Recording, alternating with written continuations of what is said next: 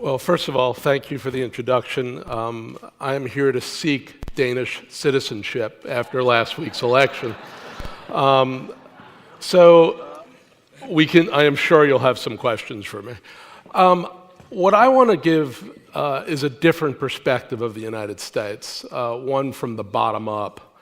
Because for the past 6 years, the US government has basically been mired in partisan gridlock and ideological polarization, and cities have essentially been on their own. And now that Mr. Trump has been elected president and the Republicans have retained Congress, cities are still on their own in the United States. And so what I think I'm going to present to you is a perspective not really just of mayors, because cities are networks, they're not governments. So this is a perspective of business leaders, government for sure, philanthropies, but particularly advanced universities and the entrepreneurs that are basically congregating around those universities. So if you go to most of our major cities today and you go to the heart, the core of the metropolis, I think what you would see, what people would talk about is this. These are 12 technologies that are basically going from the lab to testing, to prototyping, to production, to ubiquitous acceptance throughout the world. And if this happens in the next 10 or 15 or 20 years, these 12 technologies together will basically add up to half the global GDP. Now, again, Americans tend to be technological optimists.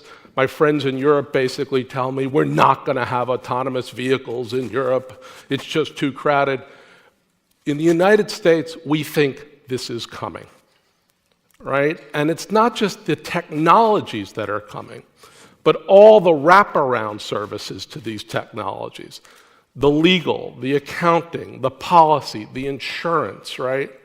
So when you take this down to a city level, when you have this kind of technological transformation, what happens is a few places in the world get on the ground floor.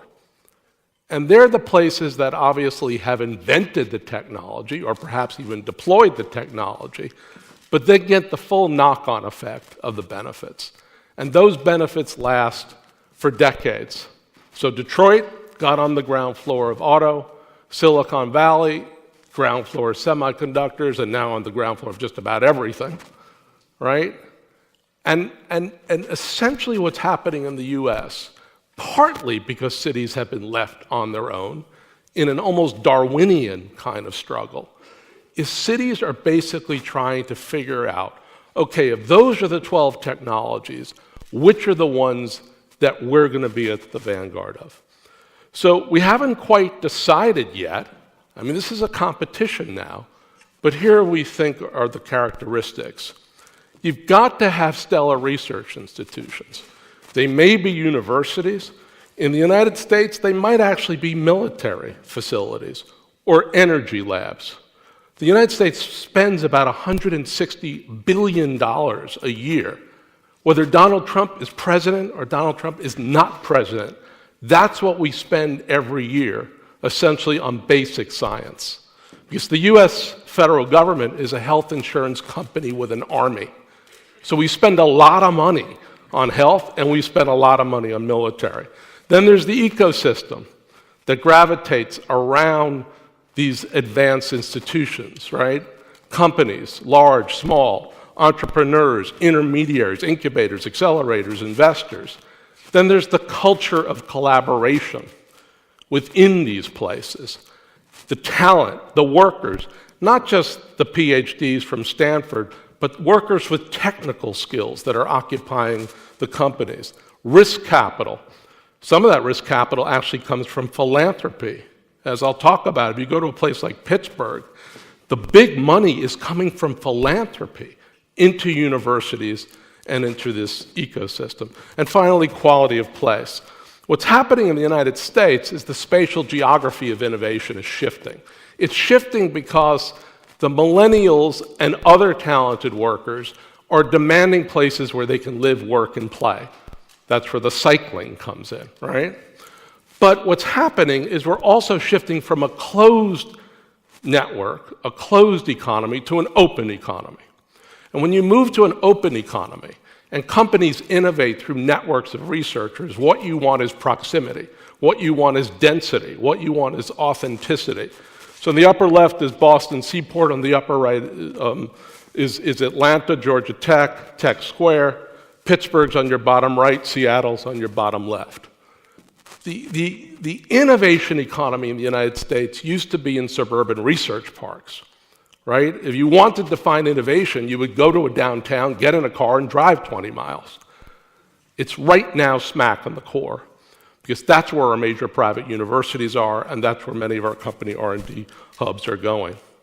And so what's happening is we're really rethinking space in the US, right? When you think about larger regions, supplier networks, logistics, you're really at a 100-mile kind of geography.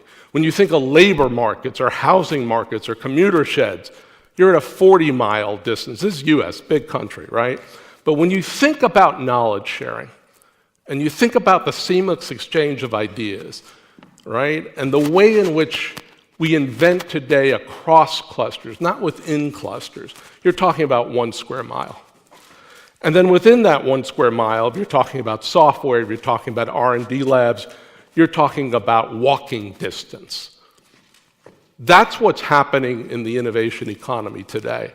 That's how those technologies are going to be basically invented, but then also designed and deployed. So let's just go a little further into this, because I think, as you'll see, I think there are challenges to Denmark and challenges to Greater Copenhagen that really need to be taken into account. Let's start with research institutions. This is Pittsburgh, Pennsylvania. It's a beautiful city, right? Its economy collapsed 40 years ago, almost overnight. The steel industry just went away. But now it's reinvented itself because in a very small part of the city, the Oakland neighborhood, you have the Carnegie Mellon Institution, University. You've got the University of Pittsburgh and the University of Pittsburgh Medical Center. You essentially have an early 20th century geography of universities and hospitals right up against each other that is almost tailor-made for the 21st century. You fall out of Carnegie Mellon, you're in University of Pittsburgh. You fall out of the University of Pittsburgh, you're in the medical center. And these folks are sharing. It's become a playground for innovation. I took about 10 mayors to Pittsburgh about a month ago. None of these folks had ever been there before. They were blown away by the level of innovation across multiple domains, multiple clusters, ecosystems. This is Georgia Tech, Midtown Atlanta. We went there 20 years ago. There would have been nothing, essentially. You know, Georgia Tech was on one side of a freeway. We love our freeways in the United States. And on the other side, there was nothing. What is happening now are corporations across the Southeast, but really across the entire country, are moving into Midtown Atlanta with their corporate R&D facilities because they have to be near the secret sauce. What's the secret sauce? Talented faculty, talented students, an entrepreneurial ecosystem. I mean, Atlanta is a sprawling place. You ever read The Man in Full, right? It is now essentially collapsed to less than 1 square mile in the core of Atlanta. Collaborative networks. On the left is 1871. It's one of our famous incubators in the heart of Chicago in the old Merchandise Mart. It's not just startups that go to 1871. I mean, that's the mythology of incubation. Oh, you come with 1 or 2 people, you have a brilliant idea, and then the venture people just float in. We've got major companies sitting at 1871. We've got Northwestern University. We've got University of Illinois Champaign-Urbana. Everyone, big companies, large companies, medium-sized companies, they want to be around startups and scale-ups. So it's a mythology of the millennial startup culture in the United States. This is an advanced economy fed by large volumes of public sector R&D. And then in BioCrossroads, think of Indianapolis, you've got Lilly, you've got multiple universities. These entities are sitting together. This is a pre-competitive consortia with large amounts, tens of millions of dollars, to reach out to faculty across the world and say, come to Indiana for a year, 2 years, 3 years, invent with us, right? Because we're in the middle of the country. You think Washington, D.C. cares about Indianapolis? It doesn't. It doesn't care about any city in the United States. So we've been left alone to create these kind of ecosystems. Talent. A large portion of the job in the STEAM economy, science, technology, engineering, arts, math, do not require doctorates. They require technical skills. So increasingly what we're doing in the cores of our cities, high schools, community colleges, technical institutes, is preparing young adults and incumbent workers for these jobs. In some places, the community colleges are going right smack into the innovation core. And they're basically advertising to students, come here to the Baltimore Community College and take an elevator to your next job. Because the demand for skilled workers is so dramatic. Risk capital. There's a lot of capital in the United States, an incredible amount of capital. There's going to be more capital when Donald Trump cuts our taxes.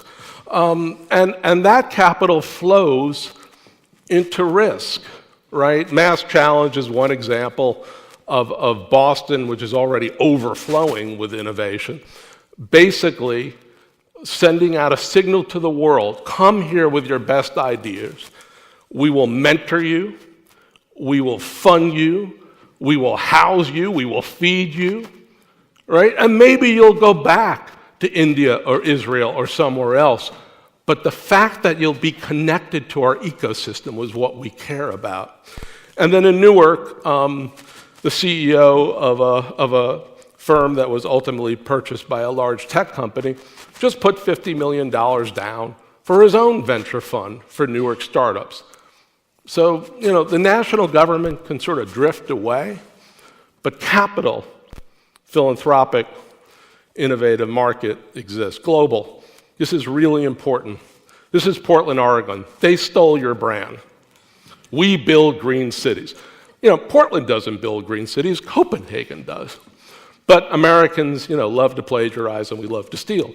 So, the notion here is each city in the US, each major metropolis, has a distinctive special advantage. But it's a big country, right?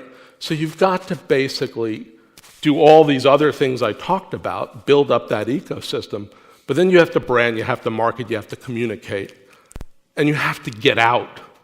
Americans can be fairly parochial, but the Portland folks, and you've heard a little about Portland, are out on the hustings now, right? Trying to sell essentially what is both services-oriented, but some product-oriented around the sustainable economy. So what does all that mean for Denmark? You've got a great starting position, obviously. This is one of the great cities of the world. Livable, walkable, quality of place. If you had a Copenhagen challenge like the Mass Challenge that you put out to the world, come here, invent your sustainable products, we will provide access to our ecosystem. Entrepreneurs will be lining up by the thousands because of the quality of this place. And you do have these very mature companies and a whole ecosystem of a green industry that is inventing and deploying in collaboration with your universities and so forth. So you have a great starting point. When we look at you, and again, Brookings basically ascribes to the view that the sign of an educated person is to be deeply moved by statistics, right? That obviously does not apply to our president-elect, but, it does apply to a good portion of the rest of our country. Copenhagen has some real assets, and, this way in which we assess hundreds of metropolitan areas around the world, the 300 metropolitan areas, the top 300 are 20% of our population globally and 50% of our GDP. They punch way above their weight. So you do perform well on certain indicators. You don't perform well on others. And people can quibble with the statistics and quibble with the metrics. But the bottom line, in a world, particularly where cities, yes, they do collaborate, but they also do compete. And coming from the United States, I can tell you, our cities are really hungry because no one has their back.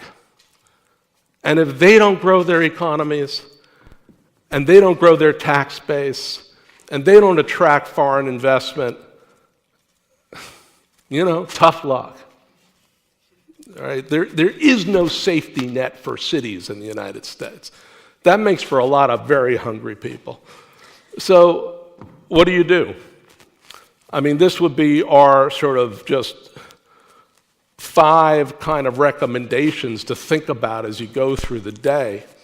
Your universities have got to be best in class on renewable energy. And renewable energy is not a sector by itself. It's obviously affected by a lot of those other technologies I put up there. But your universities have to basically bump up to be true centers of excellence, both around basic science, but even more so around applied research. The geography of innovation matters a lot. Americans in particular are becoming quite used to now going to the heart of our cities, to so-called innovation districts, to do their work. Innovation districts are going to become like finance districts were 20 years ago, right? They're going to become asset classes for large pension funds and sovereign funds and other capital in the world to basically finance their growth. So you've got to think about where your innovation is. It doesn't necessarily have to be in the city center, but it's got to be a cluster and it's got to have urbanity. Hubs for networking. Blocks Hub is an example of that. I was just in Tel Aviv about 2 weeks ago. There are like 85 incubators in Tel Aviv. I mean, you walk from one to another to another. It's just unbelievable. So you have to think about incubators not just being big fortresses, but being open.